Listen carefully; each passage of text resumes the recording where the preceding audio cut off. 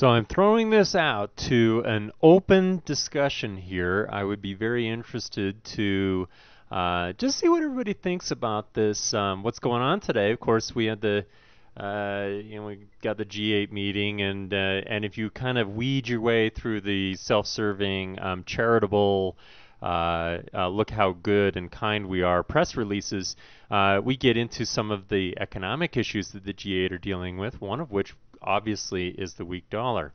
And so the forums I've noticed around the internet amongst traders are alive with it doesn't matter what they do, the dollar is dead. No, dead figuratively speaking. The decline, in other words, is not done. The dollar is going to go down. I'm looking at a forex pair right now with the dollar gaining against the yen, but even the dollar index itself is performing pretty well. Let's take a look at that. We've got this uptrending channel here, which for a lot of us who are looking at the longer term, I tend to agree that the dollar is probably not going to recover a whole lot of value in the long term.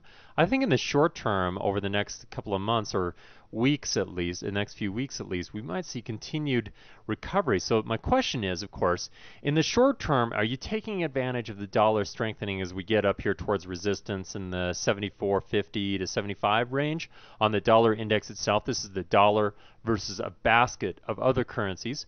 Are you taking advantage of that, or is betting against the trend in this bearish flag pattern here that's coming in the middle of a downward trend?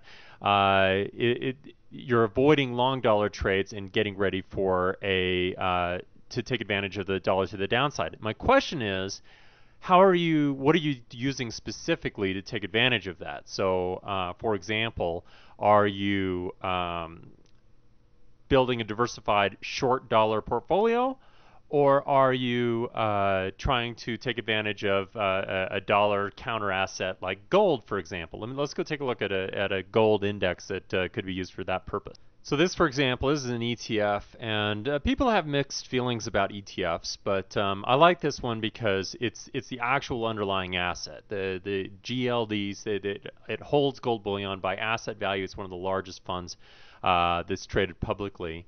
And if we just put a vertical line right through a couple of these gaps that occurred in March and April, we can see the market came right up to it again in May. Boom, hit it again here just recently in July, and are now peeling back from this. So we're getting this little correction to the downside.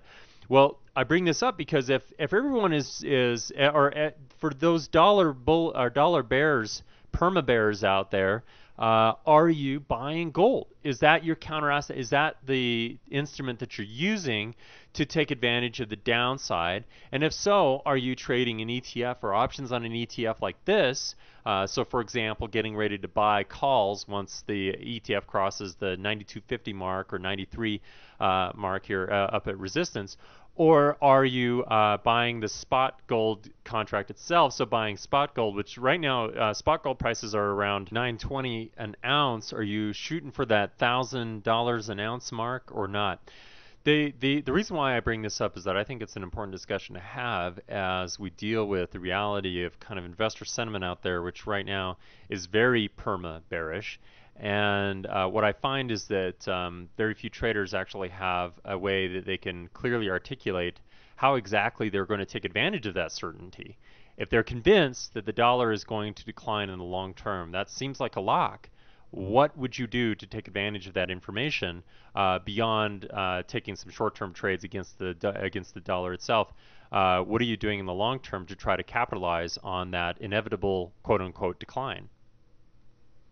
I can tell you what a lot of institutional investors are doing by trading the dollar versus a basket of other currencies, which includes predominantly the euro, but also includes another 5 currencies, including the yen, the pound, the Canadian dollar, the Swedish krona, and the Swiss franc. So the index itself tends to follow the euro pretty closely, but that is one way in which institutional investors are trying to offset the risk associated with the devaluation of the dollar. So let's open it up for discussion, see what everybody's doing and why.